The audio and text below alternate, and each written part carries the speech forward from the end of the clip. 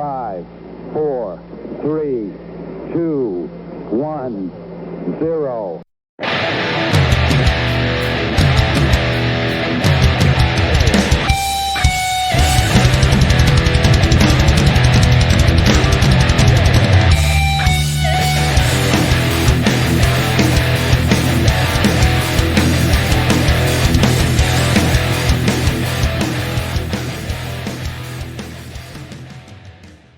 And with that, welcome to your Media Mosh Podcast. I am your host, Shane Beauregard, coming out with all your news, reviews, and previews on to watch on their streaming services, your television, and your local theater. I hope everyone's doing great out there. And no, I know this is sounds like a broken record, but I promise you this is not turning into a bi-weekly show. Last week, I had the pleasure of being on the Nomcast with Andrew Morgan. And I can't help it, folks. I consider myself the Crash Davis of podcasters. I will forever be a triple A player. But when I get that call to the big leagues, I am going to take it. And if you haven't listened to the episode yet, go check that out wherever you get your podcast. We did a great review on what's coming out action-wise in 2021 from Netflix. So go check that out. And again, it was a pleasure being on. So if you haven't seen that sizzle reel, it's like a 2-minute clip, and it's hosted by Ryan Reynolds, the very lovely and talented Gal Gadot, and The Rock. So there you go. So again, I do apologize, but again, I can't turn down that call from the big league. Speaking of that, this Friday night I will be on with the Pino Comics guys talking about my favorite movie of all time, and that is Pulp Fiction. So I will give you guys a heads up whenever that episode is available to listen, which you should be listening to them as well. So let's get into this. Gal Gadot is where I had my head. No, I did not see Wonder Woman yet. But I'm just going to stop and pause and she is top 3 good-looking women walking this planet right now. And I jokingly said I would let Gal Gadot do whatever she wants to me. And one of my clients replied, "Who are you kidding? There would be more than 3 people you would." And then I realized yes. Because at this point in my life, I'm one good stare from letting the Lowe's deli manager turn me into the Pulp Fiction gimp. That's where I'm at right now. And I'm telling you, I think she's like Yugoslavian or Ukrainian. I've never seen a deli manager that good looking. So let's springboard that into some news. Gal Gadot, I can't get her out of my head. Chris Evans is in talks about resuming his Captain America career. I don't know in what capacity. I don't know if it's going to be a cameo or if it's going to be, who knows. But I'm open for it. I don't care. Some time has passed. I like Chris Evans. And I love him as Captain America. So, and speaking of action movies for Netflix, last week, right after I got done talking with the Nomcast, Extraction 2 with Chris Hemsworth is being made later this year. So if you haven't seen Extraction from Chris Hemsworth, go check that out. I liked it a lot. Probably more than a lot of people, but that's okay. It's my taste. Darren Aronofsky, I know I butchered that director's name, but he's new movies collaborating with A24 to produce a movie or make a movie called The Whale, starring Brendan Fraser, this is based on a 2012 play, about the same name. And his last movie, Mother, is the most pretentious piece of shit movie I've ever seen in my entire life. I hate, and I use the word hate, which I normally don't use. I hate that fucking movie. So it's kind of knocked me off the Darren Aronofsky pedestal because I did like Black Swan. I like The Wrestler.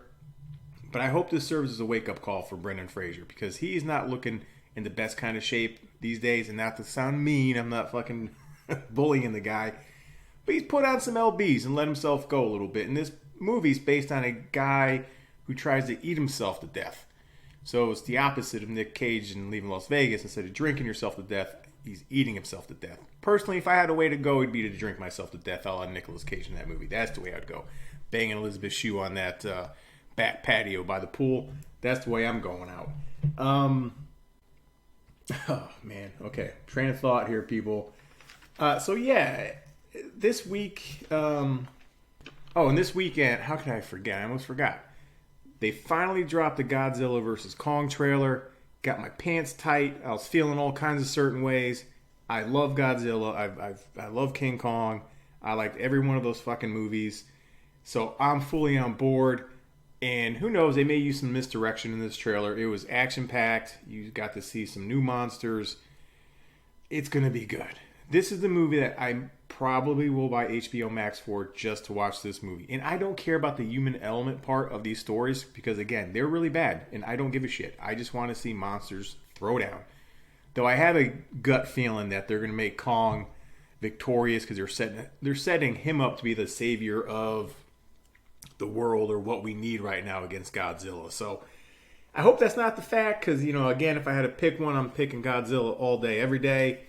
Yeah, but for me, it looks good. Now, again, some of you may look at that and like, what the hell are you talking about? But that's me. That's going to be the movie that I'm going to buy HBO Max for. Other than that, folks, listen, I've been all over the place watching stuff. There's a lot of good stuff to watch these days, and I've been spending my free time just rewatching episodes of It's Always Sunny, starting from season 1. I started way back to season 1.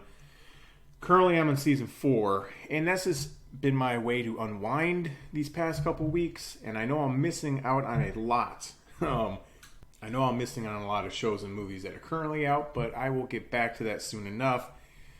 Again, I might have to do another episode ranking my favorite episodes of It's Always Sunny because they definitely have changed after rewatching it. And I am firmly planting my flag and saying that is the second greatest sitcom ever, only behind Seinfeld. And catch me on a certain day, I may flip that order, but I'm telling you, it's no lower than 2. Sorry, all you Office fans and Parks and Rec people and whatever. It's a fact. Deal with it. Justin Timberlake has a movie right now out on Amazon Prime. Apple Plus. It's called Palmer. It's not getting great reviews, but I like JT enough where I'm going to watch that this weekend, so that'll be one of my reviews for next week. So let's get into the top 10 shows and movies on Netflix today. And this is a weird list. It really is. Number 10, you have The Vanished with Thomas Jane, Jason Patric, and Anne Hesh. It came out this year. That's a 2020 movie, people.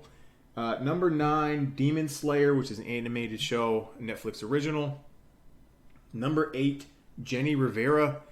Yeah, it's a Spanish show. That's all I can tell you. There's another name attached to it, but I'm not going to butcher that name. So, number 7, the Jurassic World cartoon for kids. Number 6, Henry Danger. That is a Nickelodeon show. Number 5, Night Stalker. That is a documentary style tracking down a serial killer show. Number 4, The Next 3 Days, which is a Russell Crowe movie. Number 3, Bridgerton, which is a Netflix original. Number 2, Homefront with Jason Statham. I did see this years back. It is a good movie if you like Jason Statham. James Franco really doesn't work as the villain, and you do added bonus, and this is a bonus. Winona Ryder's in this movie, so whenever she's in a movie, it bumps it up. And number 1, Fate, the Winx Saga. That's a young adult Netflix show. And that is your top 10 streaming shows and movies on Netflix today. Let's see, what do I want to get into first here? Let's get into WandaVision, which is sitting at 93% critic score with a 79% audience score. I will say out of all the Marvel shows, and not the ones just on Disney+, but the ones on Hulu, Cloak and Dagger, Hellstrom, all the Netflix ones, this is, I would say so far, this is probably the most original show I've seen. But does that equal good? I'm on the fence. I'm not going to spoil anything for you. It's just really slow for me right now. It's too slow of a setup. You have the Scarlet Witch and obviously Vision living in this sitcom style series. They start off like the first episode set in the 50s. Second episode set in the 60s. The third one, which is the one I just finished watching, is set like in the 70s and has that Brady Bunch feel to it. They finally bring it into color. And by the end of that episode, you kind of start to see the curtain get pulled back just a little bit. And I think once that fully happens, that's when this show will get kicked into full gear and I'll really enjoy it. But I'll be honest with you, it was hard for me to get through those first 2 episodes. But I do hope it picks up from episode 4 on, because I'm done with the setup. And I enjoy Paul Bettany and I enjoy Elizabeth Olsen. They're fine. Again, it was the pacing. It was that style of comedy. I didn't groove with it yet. But I think I'm starting to, because again, the end of episode 3, I think it finally got my attention. So don't let me down. But it is different. I will say that. It's a different show. So I don't know what I was expecting going in just based on the trailer. The trailer gave you a weird vibe to begin with. So I guess it is following suit for me. Like, the trailer was weird. The show is definitely weird. So no final judgment, because I will end up finishing this whole series and I'll have my thoughts on it. But right now, it's okay. That's the thing. I think it's the best I can say for it. It's okay. Here's a show on Apple TV. This one I'm going to talk about next. I've been putting this show off for months. I have a coworker who every day I came into work, he's like, "Did you watch Ted Lasso yet? Have you seen Ted Lasso yet?" I'm like, "No." So last week I had kind of a chill week, and I said, "You know what? Screw it. I'll watch the pilot," because I'm hit or miss on Jason Sudeikis. Like, I could take him or leave him. I loved him in the first Horrible Bosses movie, and there's some roles I just don't care for him in. And but I said, you know what the heck? I rolled the dice. This is sitting at 90% critic score with a 98% audience score outside of Jason Sudeikis. I really didn't recognize anyone else. There's a lot of British actors and actresses in here. You have Hannah Waddingham and Juno Temple, and I just mentioned them because they're hot, and they're in this movie. They're in this show, obviously.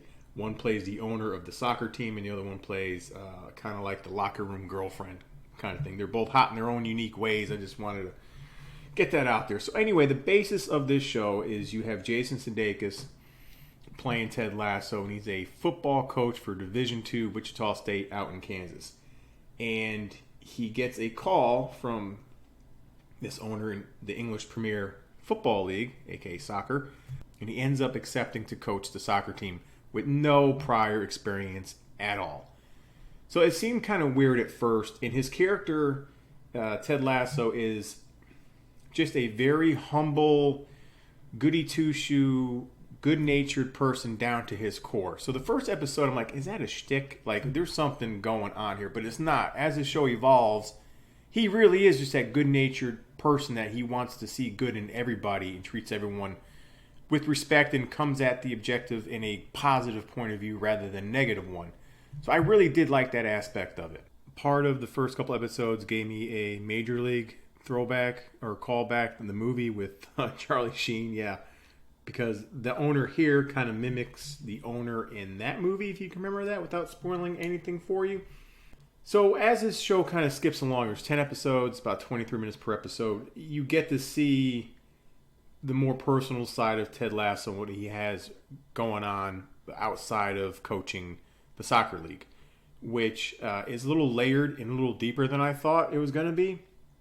And you do have your stereotypical characters or athletes on the show. You have the old guard athlete who's been in the league, he's been a star, but now he's on the backslide of his career. Then you have the young up-and-comer, very just ego, all into himself. So you do have those stereotypical architects of characters in here. But I liked it because, again, as the show went on, these characters went through like really good changes, I thought. So again, the writing is sneaky good in this show. It is parts laugh out loud funny, but not really, but just cleverly written, like that British humor. And Jason Sudeikis is kind of he totally commits to this character, and it works for me. And I cannot wait for season 2. So if you were thinking about watching this show, or if you're on the fence about this show, give it a go. It's a good-natured, it has heart, and it has... That's what I'll say. This movie has heart. And it's kind of a feel-good show that, in this climate right now, that you should grab a hold and watch and enjoy, because you'll feel good. So I totally endorse Ted Lasso. I will give this show a 4.5 out of 5 for me. So I do agree with the critics and pretty much the audience in this one. And again, I will update you because I'm pretty sure season 2 is coming out this year. I just don't know when. You should hop all over that. So this particular movie was recommended to me last week when I was on the Nomcast, and it was thrown down to him through Scary Larry, who knows a lot about horror movies. So I decided to give this one a call. Yeah, there you go. I decided to give this one a shot, and it is The Call. It's a 100% critic score on Rotten Tomatoes with an 80% audience score. And I'm splitting hairs. It's not... Don't get thrown off by the horror thing. It's really not a horror movie. It's more of like a suspense thriller.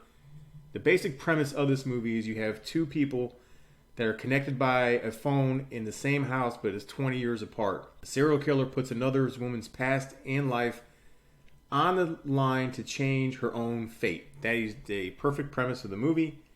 It's kind of like the Lake House and the Butterfly Effect. I know that's a weird combination of films, but that's what I felt like I was watching. It is a slow burn. I will say that it took me about 30 to 35 minutes to get kind of into this movie. But once it really, you find out like what's really going on, it really takes off.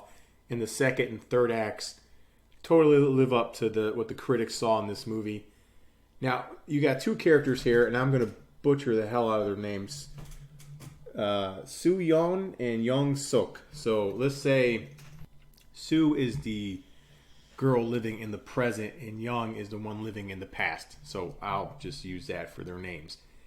And So lost her father and just recently lost her mother, or had a falling out with her mother. And she went back to her childhood home. And that's when the phone call, she would get like these random phone calls. And it was from random people. And one of them was Young. And you didn't really know what was going on. Because it was like, oh, someone's beating me, or the phone call like, Mom, stop, and all this kind of stuff. And then one night, Sue ended up finding like a secret boarded up passage to a downstairs part of the house. This movie is kind of hard to describe. That's what I'm trying to find out. That's what I'm finding out as I'm speaking. This movie is kind of hard to describe. So she keeps getting these phone calls and realizing that this person is living in the past. And what goes on, like, there's a part where the mom is dragging her down the stairs and part of the house catches on fire. And in present day, you see the changes. You see the smoke billowing downstairs and you see the changes as it goes along. So the really tipping point of this movie is when Sue ends up, because they end up talking like every night and they form kind of this friendship. But there's one incident that Young has a psychopathic stepmom, we think, at the time, that beats her and just, thinks that she has demons in her and tries to like exorcise her demons and stuff like that. So Sue is trying to save Young from her mom. She ends up kind of freeing her from her mom or her mother-in-law. And that's when this movie takes a total 180 turn. And that's when you see kind of like the butterfly effect stuff happens, because Young starts doing stuff in the past that affects Sue in the present. But I found this movie very just drawn in and interested, and I liked the effects. I'll call them the butterfly effects. I really did enjoy those. I thought it's a well-written screenplay. Without spoiling it, it did kind of have an end. Once you thought the movie ended, did have another ending. I will say this. I wish they would have just stuck with ending A. The ending B kind of soured this for me a little bit. But when I look back, it still was an enjoyable ride. You get really good performances by these actresses. I've never seen them in anything before. But the acting is good. The writing's good. It's very tense, suspenseful. And just a good, like I said, not totally original movie, but it's one of the more original movies I've seen this year or even last year. So if you want a good suspense movie, watch The Call. I'm going to split the difference between the critics. It's not 100% in my eyes, but it is definitely a 4. I'll give it a solid 4 just because of that ending B just, again, left that sour taste in my mouth. So that's it, folks. If you want to find out whatever happens between me and the Ukrainian deli manager, head over to my Patreon page. No, I'm kidding. I don't have a Patreon page. Are you kidding me? I don't even think I pronounced that word right. So no, go check me out the Apple Podcast Store. There you could download me, share me with your friends, let me in their lives. I promise you they'll thank you, or they may never talk to you again. But that's a fun game to play. Go check me out in the socials, at Shane Media Mosh on the Twitterverse, over on Facebook, Shane Media Mosh. And then circle back and go check out Mr. Arg myself, Chris Rodell, on the Instagram, the Twitter, the Facebooks, 3 different platforms for 3 different types of content. Until then, everyone have a great week. Get caught up in the mosh.